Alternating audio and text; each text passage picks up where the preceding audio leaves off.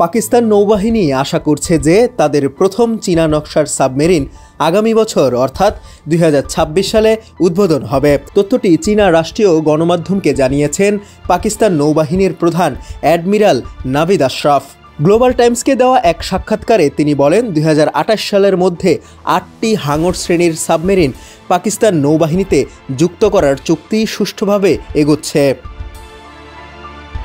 Admiral Ashraf আরও জানান, চলতি বছরের শুরুর দিকে চীনে দ্বিতীয় ও তৃতীয় সাবমেরিনের সফল উদ্বোধন দুই দেশের নৌ সহযোগিতার ক্ষেত্রে একটি বড় মাইলফলক হিসাবে দেখা দিবে। তার ধারণা, এই প্রকল্প শুধু পাকিস্তান নৌবাহিনীর সাবমেরিন সক্ষমতা বৃদ্ধির জন্য নয়, বরং করাচি শিপইয়ার্ড অ্যান্ড ইঞ্জিনিয়ারিং ওয়ার্কসে প্রযুক্তি স্থানান্তর ও দক্ষতা উন্নয়নের মাধ্যমে আত্মনির্ভরতা বৃদ্ধিতেও ভূমিকা রাখবে।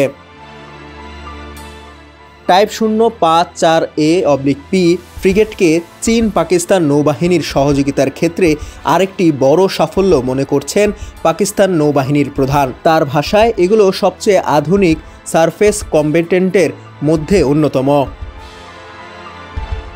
উত্তর আরব সাগর ও বৃহত্তর ভারত মহাসাগরীয় অঞ্চলে সামুদ্রিক নিরাপত্তা নিশ্চিত করতে এসব প্ল্যাটফর্ম গুরুত্বপূর্ণ ভূমিকা রাখছে, যা বৈশ্বিক অর্থনীতির জন্য অত্যন্ত গুরুত্বপূর্ণ, তিনি যোগ করেন।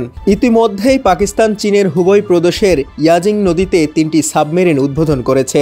এ প্রসঙ্গে অ্যাডমিরাল আশরাফ বলেন, চীনা প্রযুক্তি নির্ভর প্ল্যাটফর্ম ও সরঞ্জামগুলো নির্ভরযোগ্য, প্রযুক্তিগতভাবে উন্নত এবং পাকিস্তান নৌবাহিনীর চাহিদার সঙ্গে সামঞ্জস্যপূর্ণ। এসব সরঞ্জামের কর্মক্ষমতা ও কারিগরি সহায়তার অভিজ্ঞতাও অত্যন্ত ইতিবাচক। পাকিস্তান নৌবাহিনী এসব প্রযুক্তির ওপর গুরুত্ব দিচ্ছে কারণ আধুনিক যুদ্ধের ধরন পরিবর্তিত হচ্ছে।